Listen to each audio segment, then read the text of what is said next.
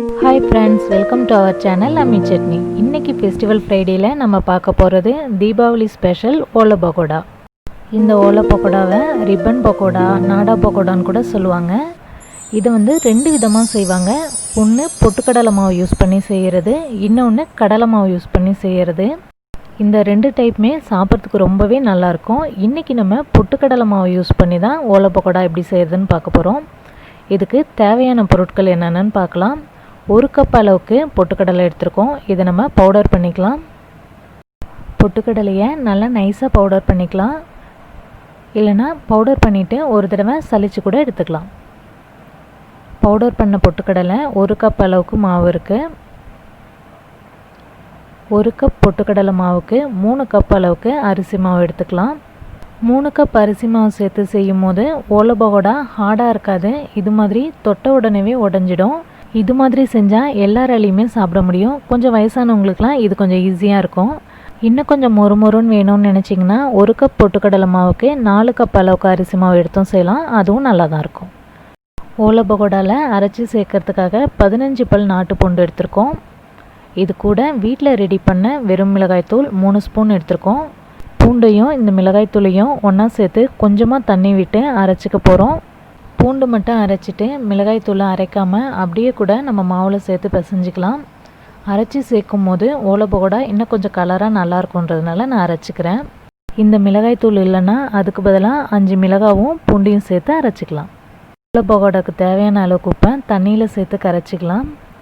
நீங்கள் கெட்டி பெருங்காயம் யூஸ் பண்ணுறதா இருந்தால் அதையும் இது கூடவே சேர்த்து கரைச்சிக்கலாம். அடுத்து 3 ஸ்பூன் அளவுக்கு எண்ணெயை சூடு பண்ணி வச்சுருக்குறோம். அடுத்து நம்ம பவுடர் பண்ணி வச்சுருந்த பொட்டுக்கடலை மாவை ஒரு மிக்சிங் பவுலில் சேர்த்துக்கலாம். இது கூடவே 3 கப் அளவுக்கு அரிசி மாவையும் சேர்த்துக்கலாம். இந்த ஓலை பக்கோடாவை நீங்கள் குட்டீஸுங்களுக்கு செய்கிறீங்கன்னா 4 கப் வரைக்கும் கூட அரிசி மாவு சேர்த்துக்கலாம். இதில் கொஞ்சமாக பெருங்காயத்தூள் சேர்த்துக்கலாம். இப்போ இதில் நம்ம சூடு பண்ணி வச்சுருந்த 3 ஸ்பூன் அளவுக்கு எண்ணெயை சேர்த்துக்கலாம். இந்த எண்ணெய்க்கு பதிலாக 1 ஸ்பூன் அளவுக்கு உருக்கின வெண்ணெய் கூட சேர்த்துக்கலாம். வெண்ணெய் அதிகமாக சேர்த்தோன்னா பிழியும் போது உடஞ்சிடும். அதனால் 1 ஸ்பூன் அளவுக்கு மட்டும் கம்மியாகவே சேர்த்துக்கலாம். இப்போது இது எல்லாத்தையும் நல்லா மிக்ஸ் பண்ணிவிட்டு நம்ம அரைச்சி வச்சுருந்த பூண்டு மிளகாய் பேஸ்ட்டை சேர்த்துக்கலாம். மிளகாய் தூளையும் பூண்டையும் சேர்த்து பேஸ்ட்டாக அரைச்சிருக்கறனால ஓலை பக்கோடா டார்க் கலரில் இருக்கும். லைட் கலரில் வேணும்னு நினச்சிங்கன்னா மிளகாய் பவுடரை அரைக்காமல் டைரெக்டாக இப்போ சேர்த்துக்கலாம். பூண்டை மட்டும் அரைச்சி சேர்த்துக்கலாம். இப்போது இது எல்லாத்தையும் நல்லா மிக்ஸ் பண்ணிக்கலாம். தேவையான அளவுக்கு தண்ணியை கொஞ்சம் கொஞ்சமாக சேர்த்து மாவை நல்லா சாஃப்டான மாவாக பிசைஞ்சிக்கலாம். இது வரைக்கும் நீங்கள் கடலை மாவு யூஸ் பண்ணி தான் ஓலை பக்கோடா செஞ்சுருக்கீங்கன்னா இந்த தீபாவளிக்கு பொட்டுக்கடலை மாவு யூஸ் பண்ணி ஓலை பக்கோடா செஞ்சு பாருங்கள். இதுவும் ரொம்ப டேஸ்ட்டாக நல்லாயிருக்கும். இந்த ஓலை பக்கோடா தீபாவளி ரெசிபி மட்டும் இல்லை, இந்த மழை சீசனுக்கு ஏற்ற மாதிரி நல்ல ஒரு டீ டைம் ஸ்நாக்கும் கூட. மாவை இது மாதிரி நல்லா சாஃப்டாக பிசைஞ்சு எடுத்துக்கலாம். இதிலேருந்து கொஞ்சமாக மாவு எடுத்து உருளையாக உருட்டி ஓலை பக்கோடா அச்சில் சேர்த்தலாம்.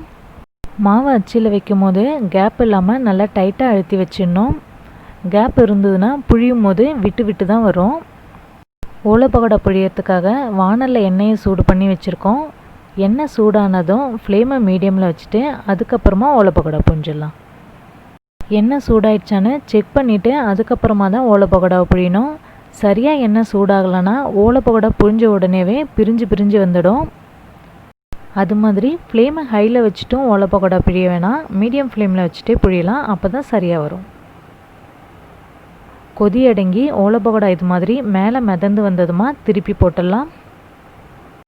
அரிசி மாவோட அளவு கம்மியாக இருந்ததுன்னா ஓலை பக்கோடாவை திருப்பி விடும்போதே சின்னதாக உடஞ்சி உதிர்ந்துடும். அது மாதிரி இருக்கும்போது இன்னும் கொஞ்சம் அரிசி மாவு சேர்த்து பிசைஞ்சிக்கோங்க. ஓலை பக்கோடா 2 சைடும் நல்லா ஃப்ரை ஆகிட்டு எண்ணெயில் நல்லா கொதி அடங்கினதும் ஃப்ளேமை சிம்மில் வச்சுட்டு எடுத்துடலாம். இந்த ஓலை பக்கோடாவில் நம்ம பொட்டுக்கடலை மாவு சேர்த்து செஞ்சுருக்கிறதுனால கொஞ்சம் கூட எண்ணெய் குடிக்காது, நல்லாயிருக்கும். ஃப்ளேமை மீடியமில் வச்சுட்டு எண்ணெய் சூடானதும் 2வது இடு புழிஞ்சிக்கலாம். இது மாதிரியே எல்லா ஓலை பக்கோடாவையும் பிழிஞ்சு எடுத்துடலாம். இந்த ஓலை பக்கோடாவில் பூண்டு சேர்த்து செஞ்சுருக்கிறதுனால டேஸ்ட்டாக நல்லாயிருக்கும். இது செஞ்ச அன்னைக்கே சாப்பிட்றத விட அடுத்த நாள் சாப்பிட்டோம் அப்படின்னா அந்த பூண்டோட ஃப்ளேவரோட இன்னும் நல்லாயிருக்கும். இப்போ நமக்கு நல்ல காரசாரமான ஓலை பக்கோடா ரெடி ஆகிடுச்சு. இன்றைக்கி ஃபெஸ்டிவல் ஃப்ரைடேயில் நம்ம பார்த்த இந்த தீபாவளி ஸ்பெஷல் ஓலை பக்கோடா உங்கள் எல்லாருக்கும் பிடிச்சிருக்கும்னு நம்புகிறேன். ரோஸ்டட் கிராம் யூஸ் பண்ணி செய்கிற இந்த ஓலை பக்கோடாவை நீங்களும் தீபாவளிக்கு ட்ரை பண்ணிவிட்டு எப்படி இருந்ததுன்னு சொல்லி மறக்காமல் கமெண்ட் பண்ணுங்கள். இந்த வீடியோவை லைக் பண்ணுங்கள், உங்கள் ஃப்ரெண்ட்ஸ் கூடலாம் ஷேர் பண்ணுங்கள். அம்மி சட்னி சேனலை சப்ஸ்கிரைப் பண்ணுங்கள். தேங்க்யூ.